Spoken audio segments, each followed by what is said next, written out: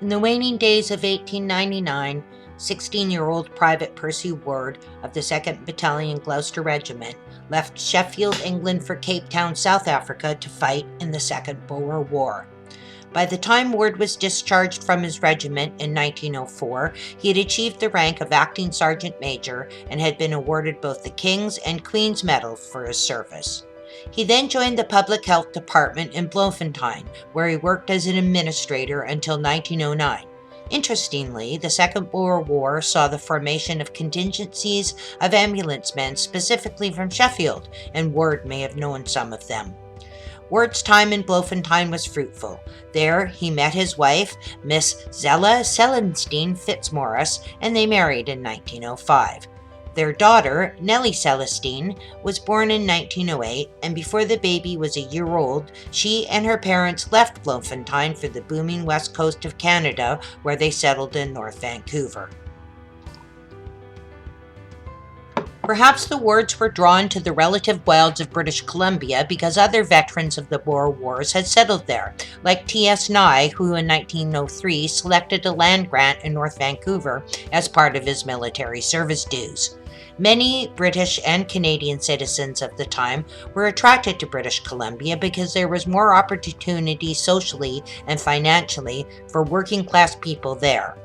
Seeing that class advancement in England was almost impossible, and that the British class system was already well established in South Africa by the time the Wards began their family, moving to the booming West Coast would have been very attractive to the young couple.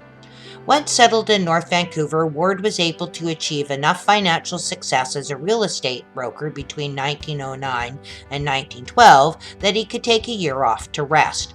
This did not mean, however, that he was idle. He joined the North Vancouver District Council, first as a chairman of the Plans Committee and later Board of Works, and was the choirmaster of 2 churches, conducting joint performances of the Anglican, Presbyterian, and Methodist church choirs. His family was growing, and 2 more daughters were born, Lily in 1910 and Mary Ellen in 1914. Between 1910 and 1915, Ward and his brother J. William owned a piano store called the Warburnet's Piano House Limited at 443 Lonsdale Avenue. J. William made the pianos, and eventually a second store was opened on Broadway in Vancouver called Tom Ward Pianos. Ward helped form the 6th Field Company Canadian Engineers and was called into active service in 1915 as the commander of the famous BC Beavers, with the rank of captain, later becoming promoted to major. He saw action in the Ypres Salient, River Somme, and Vimy Ridge, where he was wounded in action and was awarded 2 more medals. On his discharge at the end of the war in 1919, Ward threw himself into civilian life and became the manager of the Burrard Wood and Fuel Company. 2 years later, he was elected as member of the North Vancouver District Council, as well as becoming the first president of the Kiwanis Club of North Vancouver. 1921 ended on a joyful note with the birth of Ward's youngest daughter, Zella Fitzmaurice, on December 31st. Ward continued to volunteer his time, efforts, and skills to his community through his commitment to the Kiwanis Club of North Vancouver. The immense sense of service to one's country and community that the military instilled into young men was so ingrained by the end of the war that when the soldiers came home, they created male-only service clubs like Kiwanis, where they could put into practice the values and beliefs upon which they had been called to sacrifice so much. The first initiatives of the Kiwanis Club of North Vancouver included clearing an area of waterfront at the foot of St. Patrick's Street to be used as a public beach, which included change rooms and toilets on the site.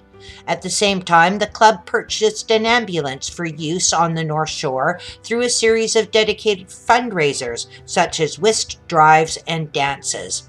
The ambulance cost an astounding $2,500, which is the equivalent of $50,000 today. Outside of his service as a Kiwanian, Ward was employed in the British Columbian healthcare system until he retired in 1958 from the BC Hospital Association. He remained an honorary member of the association until his death in 1964 at the age of 81 years. Ward's lifetime of self-sacrifice, service, and commitment to his community has set the standard for all Kiwanians that have come after him. His legacy lies in those who serve and who continue the club's work of building healthy and prosperous communities.